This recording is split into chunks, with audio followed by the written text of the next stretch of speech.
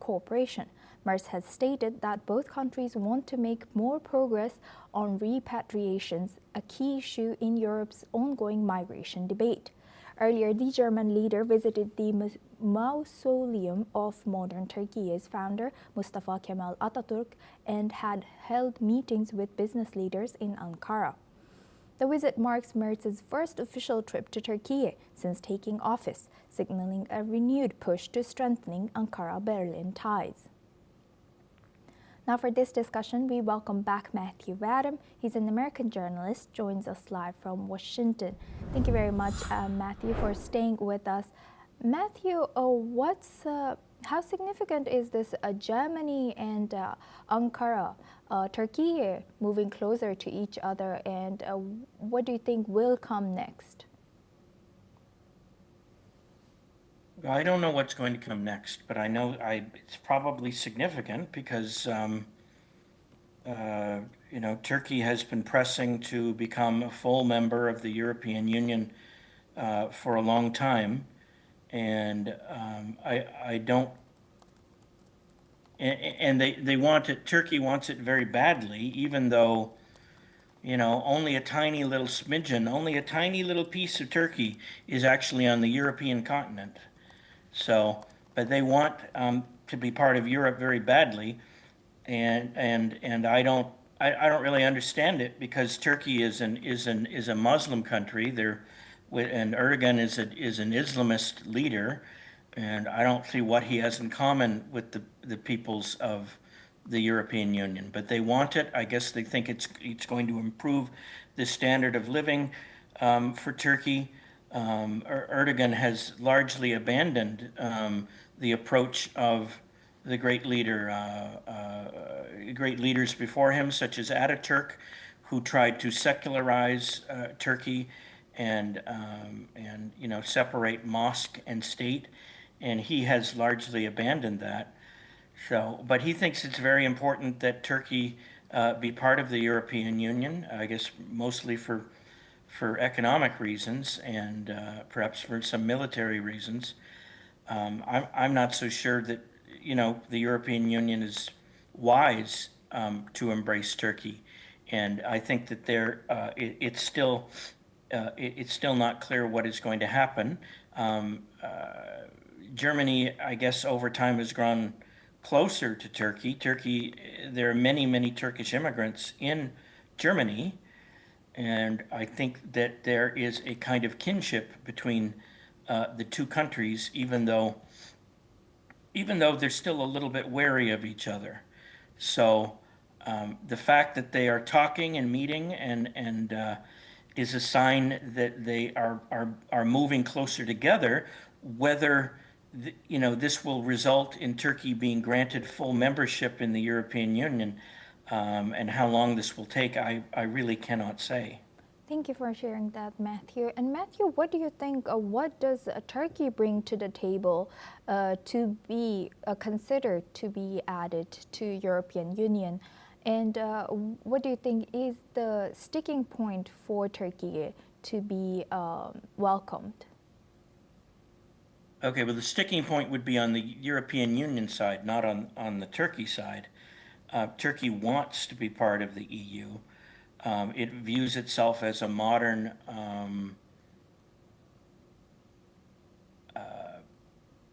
it aspires to be a European-style country, and it thinks that this will help to modernize the country and improve its standing worldwide. Stumbling blocks are, whether the culture of Turkey is compatible with the culture of European countries, which are, with a few exceptions, Christian and not Muslim. There are some pockets of Muslims in Eastern European countries and in the Balkan Peninsula. So it's a different culture, a different way of living that, and the two cultures much of the time don't get along together. There's also the question of how, I guess, Turkey would participate in the European Parliament. and what form its participation in the governance of the European Union would take. So um, I think there's a lot of details that still need to be worked out before Turkey can be granted full membership in the EU, and presumably the leaders of Turkey and Germany are discussing these very topics. With that, I would like to thank Matthew Adam for joining us and sharing that insight throughout our news. Thank you very much. Now we move on to Asia. Heavy rain has hit Vietnam's coastal provinces, including Hoi An, a UNESCO World Heritage Site with up to 1.7 meters of rainfall in only 24 hours. At least 10 people have died and 8 are missing, according to the Environmental Ministry. Residents have navigated waist-deep floods using boats or wading through streets, with ground floods, floors of houses and shops submerged. Tran Thi Ki, a resident, has stated that her family's furniture, kitchenware and refrigerators were almost completely underwater. More than 128,000 houses in 5 central provinces have been inundated, with water reaching up to 3 meters in some areas. Now for this discussion, we welcome Desmond Majekodunmi. He's a political and environmental activist, joins us live from Lagos. Thank you very much, Desmond, for joining us again. Good to see you.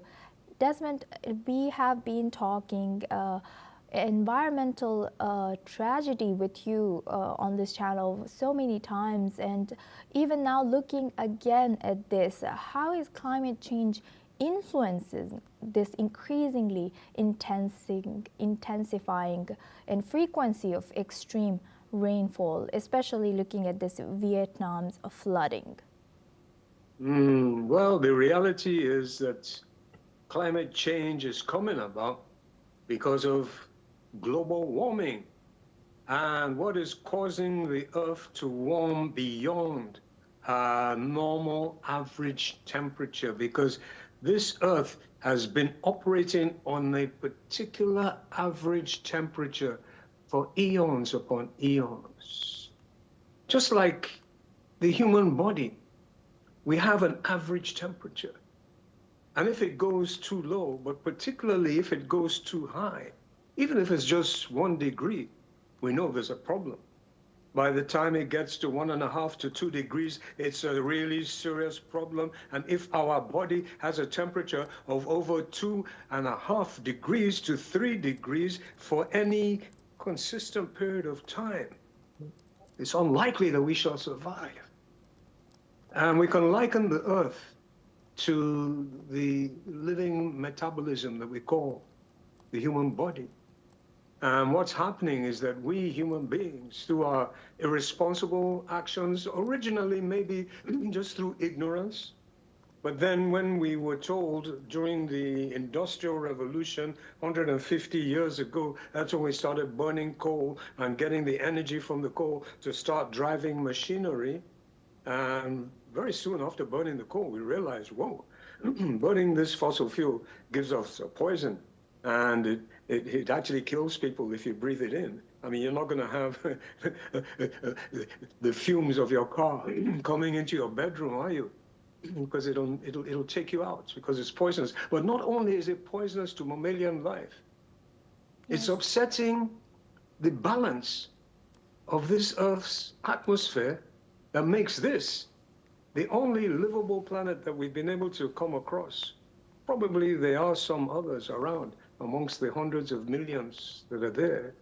So this is a very unique planet because of its atmosphere. And we're clogging it up with these heat-trapping gases, particularly the CO2 coming from burning fossil fuel. And the scientists told us decades ago that if we continue this practice, we're going to really cause catastrophic consequences. And one of those consequences is what we're actually seeing now in Vietnam, let alone what has just happened in Jamaica. Oh, a hurricane just hit Jamaica called Hurricane Melissa. And this hurricane had a speed that had never, ever been recorded from a hurricane before. 385 kilometers per hour at the high level. You know, Jamaica has some high peaks. Unprecedented. Unprecedented buildup of that speed simply because there is more heat in the water. And when you have more heat, you have more energy. And when you have more energy, you're going to have bigger winds that are driving far more water because the more heat has evaporated the water. It's the simplest of science in that regard, although it's quite complex when you relate it to actual, what it does in the atmosphere in terms of trapping certain amounts of heat from the sun. That's quite deep. But I think everybody learns this in their mother's kitchen. When you add heat to water, you energize that water.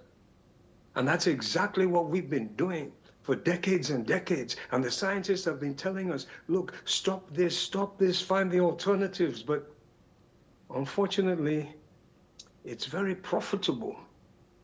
It's very, very profitable to be making people acquire these materials, particularly the petrol and the diesel and the coal.